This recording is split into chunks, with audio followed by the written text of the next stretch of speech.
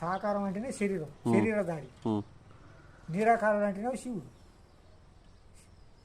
మరి నేను అంత ఒకటే అనుకున్నా ఇప్పటికి. ఆ లింగం కానీ ఇప్పుడు ఆ శివుడు శంకరుడు వేరు వేరు.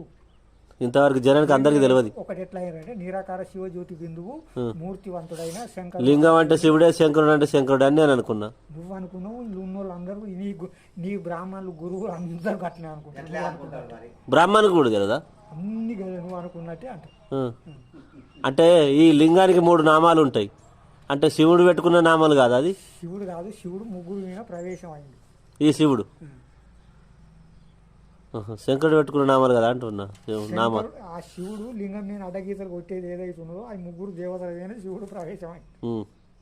వాళ్ళే బ్రహ్మ విష్ణు శంకరుడు. బ్రహ్మధార స్థాపన, శంకరధార వినాశ, విష్ణుధార పాలన. 3 కర్తవ్యాలు చేసినోడే శివుడు.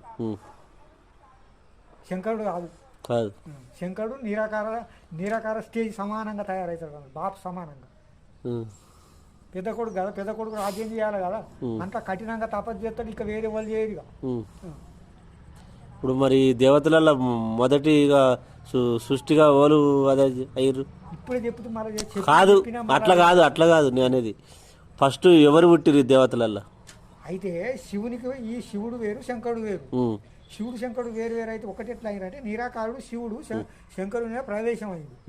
ప్రవేశం అయి శివుని సమానంగా తయారు చేసింది. శివుడు నిరాకారుడు కాబట్టి శంకరుడు కూడా నిరాకార స్టేజ్ తయారైందిగా. అందుకే శివుడు శంకరుడు ఒకటైంది. నిరాకార శివజ్యోతి బిందువు మూర్తివంతుడైన శంకర మహాదేవునిలో ప్రవేశించుట వలన శివుడు శంకరుడు ఒకటైంది.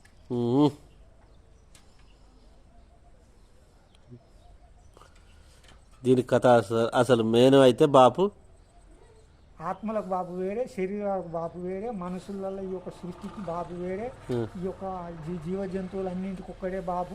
ఇవన్నీ రహస్యాలు వేరు వేరు.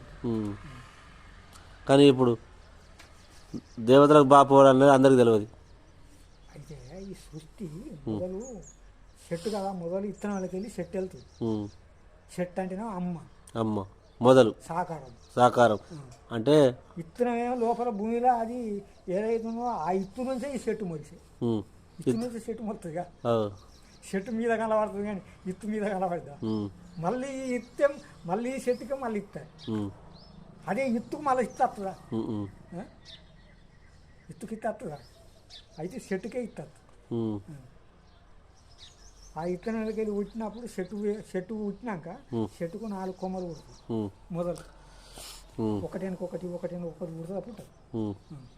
ఈ మొదటి ధర్మం ఏంటంటే ఆది సనాతన దేవీ దేవత ధర్మం.